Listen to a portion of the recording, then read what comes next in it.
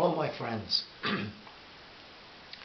Just so as you know that it seems like winter's on its way, I thought I'd wear a hat tonight. And it is a look in the dark that we're considering. And you remember here in this chapter, this is the second part of chapter 11, Danny and Carol are on their way up the motorway toward home. They've got as far as Logan, where they've stopped off for a cup of tea, on the way to Carol's home in County Tyrone in Ireland. Carol was talking about an old boyfriend. I bet he's locked up in the maze now, Danny goaded at her as she licked her spoon for the last taste of ice cream. Not a bit of it. Last I heard he was working for an oil company in San Francisco. I could have been eating ice cream in California instead of sitting here. Well, that's a change from all those big farming lads. Aye. Carol's eyes twinkled as she added, with hands like shovels and rosy faces like almar apples. Bet he's not dragging his wife out on environmental espionage at risk to life and limbo. She's probably a pampered individual in a luxury penthouse apartment. Yeah, but you'd rather be on the high wire with me. Aye, Danny boy, mad as it is, you're right. You don't have to worry about Philip. He and I fell out after a month over his attitude to Catholics. In fact, Danny, you don't have to worry about anyone, because I love you so intensely that it burns. Danny loved it when she looked him straight in the eye and expressed her feelings like that. Carol had a smile on her face, but her eyes were as serious as her wedding vows had been, and he felt that the string that tied their hearts together belonged to eternity. As they returned to the car in Logan's main shopping street, Danny said the town reminded him of Marlborough, but Carol couldn't see why. She commented that while the two islands were close geographically and shared the benefits of the Gulf Stream, they were poles apart. And not much in Ireland reminded her of England at all. So Danny dropped the subject.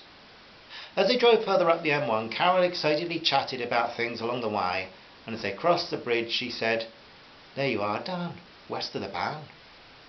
"What does that mean, west of the Bann?" "We just crossed the River Bann, and they talk about it as if it were the fluid border at the unstageable edge of civilization. Up here it's supposed to be economic deprivation and strife." "And is it?" "Aye, to some measure. But I loved growing up here, and the people are great. If only they'd stop fighting each other." The end of Carol's sentence tailed off with a hint of despair. "West of the Bann gets harder in agriculture, more difficult to invest in commerce, more entry for empty factories. Then there's the troubles and the weather."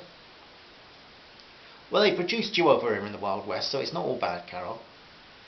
"They think we're a little bit more conchy out here, you know." "And are you?" "Watch it, Danny boy. I might have to set my brothers on you." "It's all opinions though, Carol, isn't it? Everything here is a matter of opinion. When you hear Ian Paisley speaking, it all sounds fair enough, the fight against terrorism and the rights of the people of Ulster. But then you hear the other side and the story comes out with someone like Gerry Adams, who can sound just as convincing. The need for freedom, equal rights, and a country unoccupied by forces from what he perceives as a foreign power." "You're still fascinated by it all though, Dan, aren't you? Well, I introduced you to a few rampant Republicans and some loud local loyalists while we're here." "No thanks.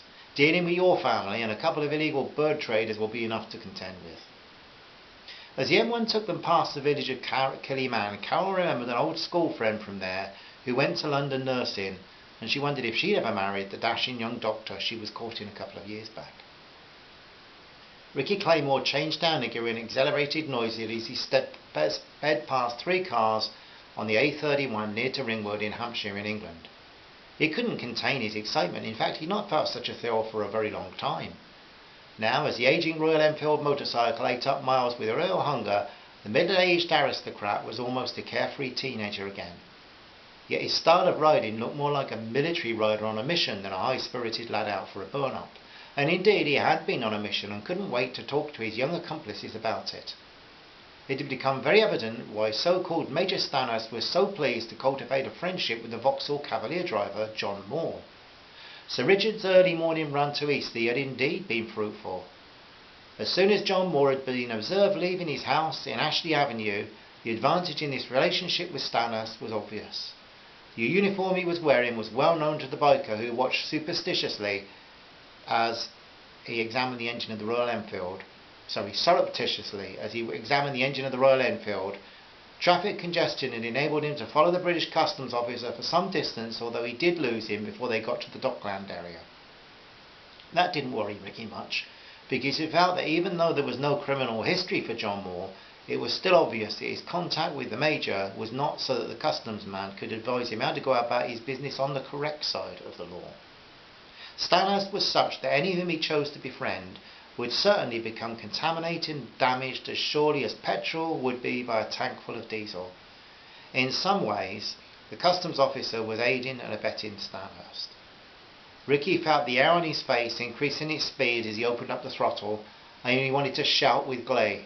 It wasn't often the middle-aged aristocrat felt that happy. It was one thing to put up the money, never been a problem to him, but now he was contributing personally, useful information, and felt much more a part of things. He was even developing a little more of the Carol-like attitude that if it costs you your life, it's better than just doing nothing and having to live with that.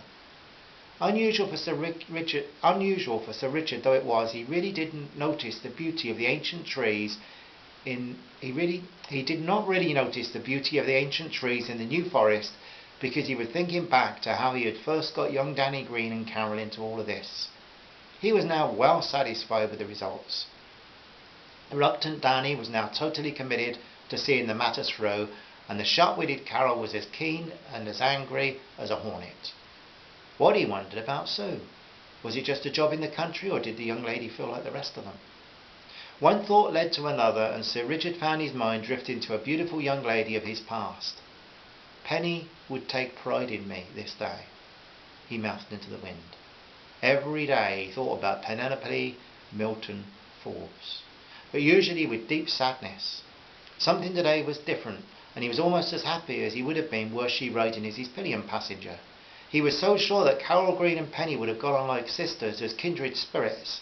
He took pleasure in the happiness of the Greens, and even though he and Penny had never been allowed that, he was delighted that Carol and Danny should have such married bliss. Sue walked back down Loxton in Frome, having posted the records to the Greens at Keepard Post Office, as Danny had asked her to. He felt that their arrival by registered post would be more secure than running the risk of some official finding them in an airport bag search and then asking awkward questions. Sue had a real skip in her step, just like when she was at primary school and Mr. Barnes had been her teacher. She'd only been able to wait for the school day to begin then, because Mr. Barnes had that rare gift of making learning a delightful pleasure. That was how she felt now as she worked with and for the Greens. She'd also sent a thank you card to Theo, telling him that people like him made life a pleasure. Despite people like Stanhurst, that was. On the way back to their home she thought about the Greens. In fact, she offered up a gentle silent prayer for them. Not that Sue was overly religious, preferring a good dance or a decent movie to the boredom of her memories at the church. However, she did think that there was someone up there who said it all out, and that he would be interested in the Greens, as they were preservers of life. It did seem that someone else cared for the interests of destroyers, because some of them seemed to thrive. But Sue didn't want to go there. The last few days had been producing a profound change in her. Life was to be enjoyed. That was not its main purpose, but she'd given it all much thought over the last few days, and she had a growing passion for the preservation of what was good on planet Earth. She stopped to stroke a large black cat that was on a wall meowing noisily.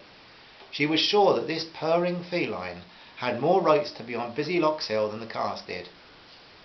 Whoever set this place up fitted cats into the arcology, whereas the motors sucked up goodness and spat out muck. Well, pusscat, I'd better get back to the records. Sue was so much involved now that it wasn't a job just, but more a commission, though she was not sure about from whom. She remembered her dad showing her how to work with the grain in wood many years before, and it was that way now. She was working with the grain, but Stanhurst was destroying the grain. When he was arrested, Sue wanted to know that she'd played her part in the teamwork that would have put him out of the way. She reflected on the childhood image of the evil criminal on the Wild West Wanted posters and felt herself riding with the posse that was riding out to deal with him and his gang. Hollywood images had often supported her actions. At school she had felt like the white settler seeking justice for the native people when she had befriended Janita, the child of a West Indian couple who had suffered some unpleasantness at Sue's school, But Sue aligned herself with the new girl and cared little for the consequences. Her dad had told her some time before, "Don't look at the colour of the sweet, pet, put it in your mouth and see what it tastes like." This early lesson in race relations had demanded that Sue support Janita. As she opened the front door of the home of the Greens, she wondered if Janita was still enjoying her 6th year as much, and wondered what she would think about this carry-on, her and the Greens and the investigation. As she carried her coffee to the study and reached for the next record to work at, she grinned and said out loud, "Well, life will never be the same again, that's for sure." In her outer thoughts was a bit of concern that one day she would have to leave the Greens when her job was done. She wanted that day to come. Never. So there we have it, friends.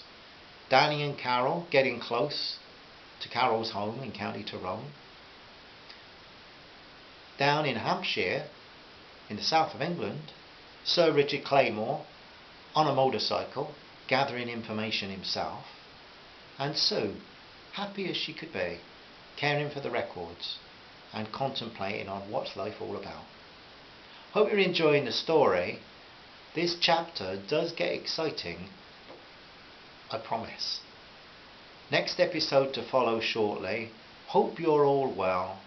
Lots of love to everybody who takes the time to listen to this. Sorry about the stumbling over the reading, I'm just kind of tired today. Bye for now, my friends. Bye bye.